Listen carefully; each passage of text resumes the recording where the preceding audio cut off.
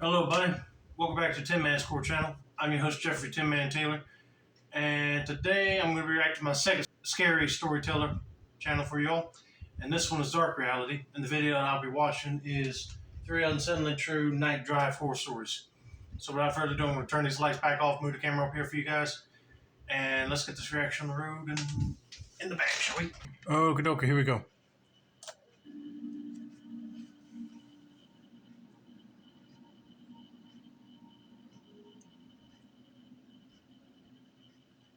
My friend and I decided to go on a late-night drive to find this creepy cemetery one night.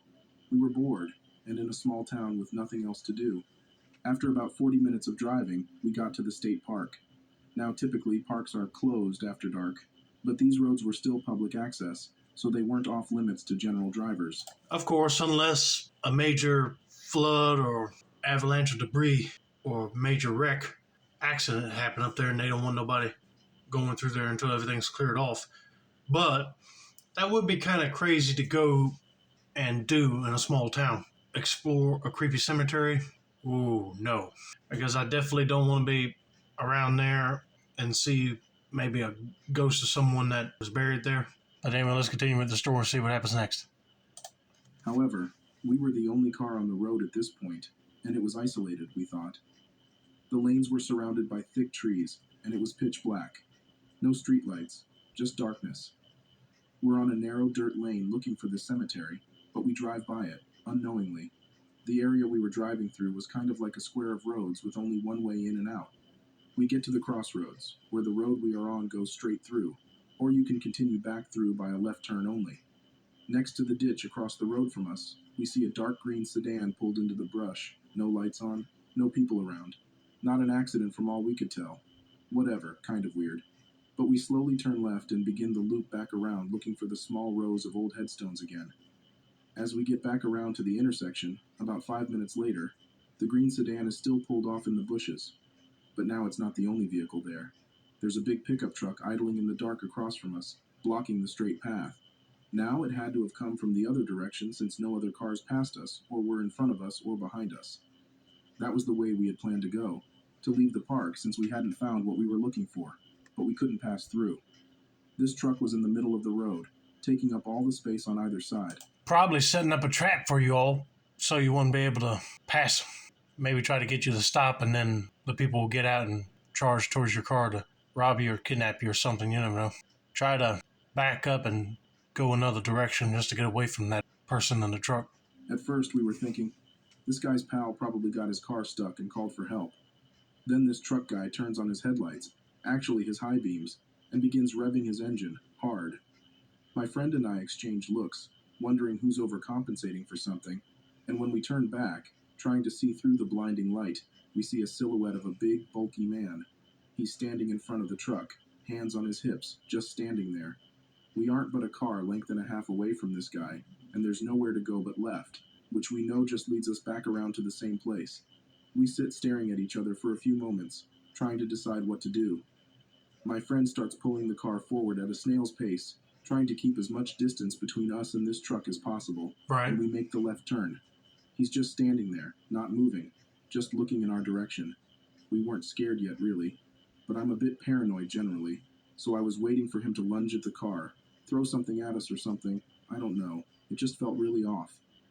After we turn, I check the rear view and see the guy holding something as he takes a few steps behind our car in the outline of the light. It's long, barrel-shaped, and threatening looking. We peel out of there now, wanting to put distance between us, but forgetting we are stuck in this square of roads. When we get back to about the halfway point between the start of the straightaway and the truck, whose headlights we can still see, we pull off to the side of the road, trying to figure out how to get out of this situation. I look out the window and see that we are sitting right next to the cemetery we had been looking for, but we are both too freaked to get out now, and we laugh at the irony for a second. Then we see headlights coming from behind us. Oh shit, it's the guy, we think. As it gets closer, we see it's a white SUV, and it slows down next to our car. The windows roll down, and it's a car full of guys our age. "What are you guys up to out here?" the driver says. We say, "Just out for a drive," and they say some things we can't hear to each other.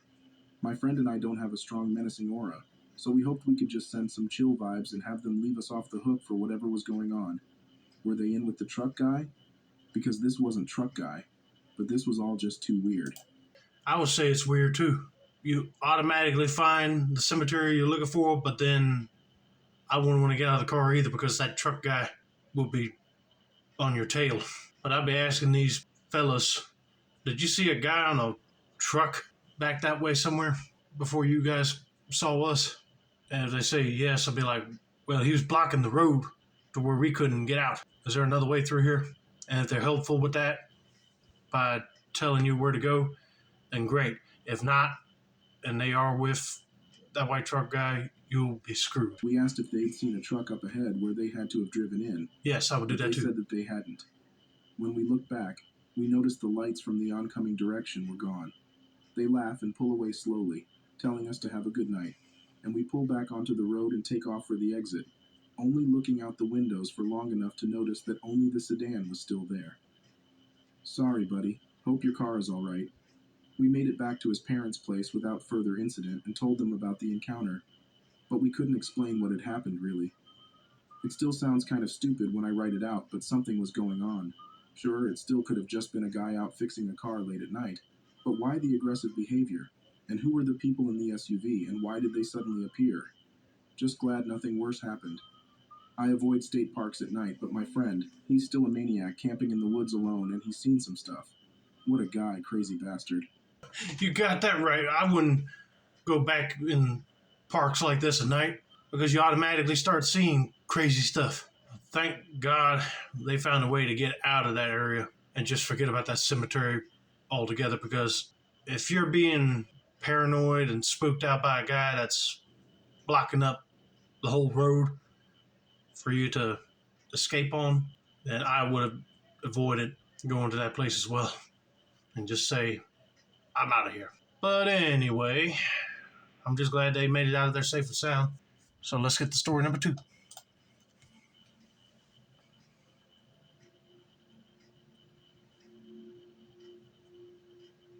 Near where I live, but far out in the sticks, there's a glorified gravel path in the woods called Rube Hill. It runs maybe 3 miles long, and only a half mile of it is paved. Right. On the south end is the pavement, with a few old but otherwise normal houses dotting it. Deceptively average at that point. Then the houses end, the pavement ends, and the gravel road shoots up a steep hill.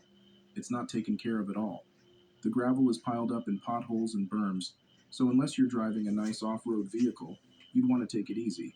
So since you'd need to drive slowly, you'd get a nice clear view of the handmade signs nailed to the trees with messages like, "No trespassing," and "We are watching you," scrawled in Sharpie on them. At the top of the hill, the road winds lazily for a little under a mile, before diving back down the other side of the hill. The gravel is in equally crappy condition on this side. After you reach the bottom of the hill, the road cuts straightish for about a mile through cornfields before intersecting with another road. Okay, what he's describing sounds like a creepy atmosphere to be around. Because imagine you're going on an intersection type road and you see nothing but cornfields, especially at night. I mean, that would be crazy. And you hear it all the time on like news when people are being hunted by the police. Cornfields are a good place to hide, but not for long. The reason I'm so familiar with the layout is that I have often taken friends on late-night drives to this road to scare the crap out of them. Never an elaborate prank. I'd just drive slowly and play creepy music and get them amped up and paranoid. I always made sure to talk about the meth heads and their labs out there too, and how the sheriffs try to avoid going there because it's dangerous. I figured it was bullshit, just stories, but I think now there's an element of truth to some of the rumors. I was with my friend Aaron one night, and we decided to go on a late-night drive to Rube Hill to freak ourselves out. So we took off, drove down the various country highways and back roads, and turned onto it. I made sure to play extra creepy music since me and Aaron had made the trip before. It honestly lost its creepy luster on me by then, but I still enjoyed the long drives and scaring my friends. Of course, it mostly went by uneventful, and we were almost across the hill about to descend the other side when Aaron freaked out. I checked my mirrors to see what he was shitting a fist over and saw truck headlights down the road. They seemed to be back where the road first topped the hill. The truck made it under the only streetlight on top of the hill, a really dim orange light, and I could see it was kicking up a ton of dirt. It was speeding towards us.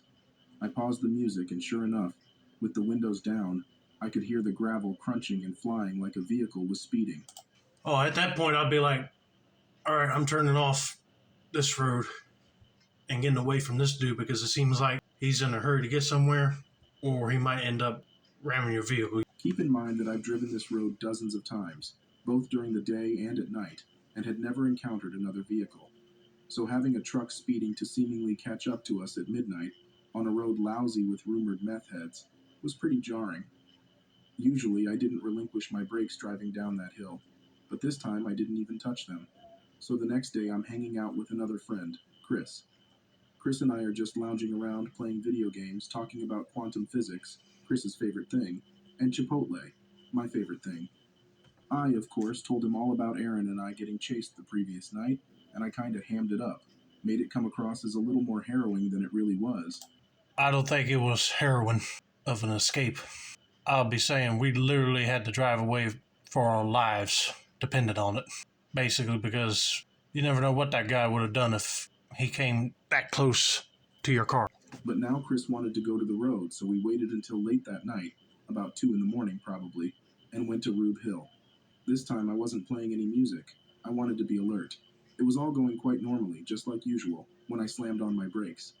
I threw the car in park and just said, you see that too, right? I looked at Chris.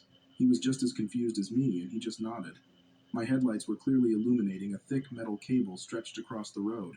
On the right, it was wrapped around a tree at what I'd guess was roughly head height for a standing adult, and it was pulled taut across the road and anchored to a fence post at roughly chest height. I had no idea what to make of it, or how to react when I heard gravel being thrown by tires. I checked my mirrors, and sure enough, truck headlights were tearing ass down the road from behind us. I started freaking out. My breathing and heart rate were out of control, and I began sweating. Chris just swore under his breath quietly. I threw it into drive, pulled as far to the right as I could, and my low-sitting car slid under the cable with a loud metal-on-metal scraping noise. I cringed as I heard the scrape, but I wasn't about to sit there and get deliveranced. So again I flew down the hill, and this is the creepy cherry on the sundae for me personally because Chris didn't see it. As we left the tree line and entered the cornfields, I glanced to my right, past Chris, and briefly caught a glimpse of somebody standing about 3 or 4 feet back in the corn. I just felt my stomach scrunch up, and I floored the accelerator. I glanced in my rearview mirror and could see a man standing in the road behind us, illuminated by the moon and my taillights. He had a long object slung over his shoulder. I couldn't tell if it was a cane or maybe a rifle, but I didn't stay to find out. Before I could even tell Chris about it, we were around a bend and out of sight. I haven't been back to that road since then. First of all, I would have told this guy, Chris, I'm sorry, but I'm a little bit nervous going back to that area. But now he understands why, hopefully, since he said both of them didn't go back there ever again. And I don't blame him for that because if you see a guy walking out of the cornfield with what looks like a rifle, you might have been shot at and caused yourself to wreck your car. Probably wouldn't be here to tell the story either. But thank God they made it out of there safe and sound without getting a scratch on them.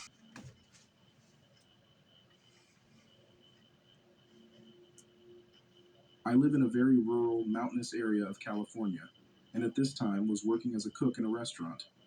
I was 24 and not in the best place financially at the time, so I had been borrowing my uncle's car to drive to and from work. I worked from 5 p.m. to 11 p.m. I know everyone in this area well, and I don't have a single enemy. I get along with everyone. One night, I had gotten done closing up the kitchen and decided to have a beer before going home. The bartender was talking to a fellow community member and trying to get him to go home. He was too drunk for his own good. There were some out-of-towners that weren't too fond of the locals' demeanor, and it seemed like it was getting intense between them. I had my beer and went out and got in the car. I could see inside the bar and spotted the drunk local, completely smashed.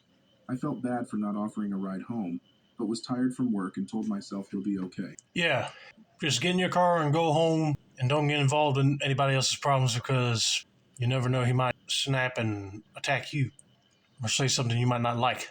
I drive away. Mind you, there's no street lamps, no buildings. It's the middle of nowhere. Pitch black. Quiet. I realize about a mile from the bar that I should turn around and offer the local a ride home. He didn't live far, and it wouldn't be far out of my way to do so. I turn around at a muddy turnout and go back. I get in the bar, And I basically was short with the local and told him that I would pick him up in the morning and he could get his truck, sober, that I'll give him a ride home tonight. I was 24 at the time, and a small built female. He was a smaller built 35-ish looking male. I knew this guy had hit on me in the past, but I assumed he was just a 35-year-old weirdo who was lonely. I always shrugged off his advances. Anyway, with a couple minutes of reasoning, he finally hopped in the car and I took off, driving towards his home, about 5 miles away on winding mountain roads. I didn't notice anything at first. He seemed drunk, quiet, mumbly. But not too long into the drive, he starts saying thank you, how nice I am to help him out. I say the usual. Of course, no problem. Couldn't let him be there knowing full well he wasn't able to drive. This is where I start getting creeped out. I make a turn on the road he lives on. It's a long road, not many houses. All of the driveways are long, about a mile or two, so you don't see any houses. He gets really quiet, and it's dark in the car. I can't see him really well. I notice him look at me, though. I could see the reflection of his eyes from the dim lights on the radio. This is something I remember very vividly. His eyes gleaming kind of green from the lights on the radio knobs. He was just looking at me. I, without returning his gaze, said, "What's up? Why are you looking at me like that?" He says to me, "You're so pretty and I never get this chance to be alone with you." I shrugged it off, trying to play it cool, although I started regretting my decision. Yeah, you think so? Because if you said this person hit it on you in the past, I wouldn't have not still picked him up at all. And plus, he's drunk. You never know, he might make advances towards you in the car. If he does, pull over, tell him to get out. But this is very creepy that he's just staring at you while you're driving. All of a sudden, he reaches over to me while I'm driving and tries to put his hand, I'm assuming, on my breast, but instead his hands land on my shoulder area. I start yelling at him, telling him to stop. I slam on my brakes in the middle of the road. No one is behind me, there's no one for miles. And I scream at him to get out of this car now, and I repeat it over and over. At this point, I had my hands off the wheel and I was trying to push him out of the car. I had leaned over and opened the car door. I had never in my life realized my own strength, my own weak strength. This 30-something male was not budging against me. I notice him laughing, a really sloppy laugh. He says, "You and I both know that no one is around." I said to him, "We just left the bar. At least 5 people know where I am going. Please stop. Here's a flashlight. Walk on home. I'm done with you tonight." He is quiet for a minute before saying, "I don't feel like walking much." The way he said it scared the living shit out of me. I start screaming, not like a horse scream, but like an ear-piercing scream. I knew the scream was strong and loud, and I had even hurt my own ears, just hoping someone had their windows open somewhere off in the woods. But nothing happened. We struggled for what felt like minutes as he kept trying to come at me. This entire time he was kind of laughing. He was drunk, so that was probably my only advantage. He was sloppy and trying to attack me for whatever reason. I pushed on him like I had never pushed on anything in my life. I pushed so hard that I felt my arms just burning with pain. When he finally gets out of the car, I slam on the gas, not even bothering with the door. Remember, I was headed down a long-ass road in the middle of nowhere, and not on my road. It's a dead-end road after about 20 miles, so I keep driving down this road I know well, knowing full well I will need to stop to turn around. When I finally do, I turn around fast, and in someone's dirt driveway, afraid of the car being still for even a second. I take off driving, knowing he'll be up ahead any second. I never see him. I never see him again. He was a local I'd known for years, and saw frequently. I don't know if he took off to another area from embarrassment or what, but I never saw him again. I arrived home shaking, red, scratched, out of breath. My boyfriend and our friend were at home playing Jenga, and I told them immediately, and they knew who it was too, and they went to try and find him. Never saw him again. That was last November. Yeah, I've been wondering that myself. Where did he go? Because you would think that once you turned around, she would have seen him, unless he ran off in the woods somewhere and haven't seen him since. Part of me thinks that's a good thing, but then another part of me would think, oh crap, did he wander off to a highway and got struck by a car? Or did he get sober enough to just run away and never came back to that town? I don't know. At least you don't have to worry about that guy no more bothering her. Anyway, I hope you guys enjoyed this video. Don't forget to like, subscribe, turn on post notifications for more dark reality content like this. This has been another successful installment of the Tin Man Score channel. I'm your host, Jeffrey Tin Man Taylor, and that's wrapping. And that's Taylor.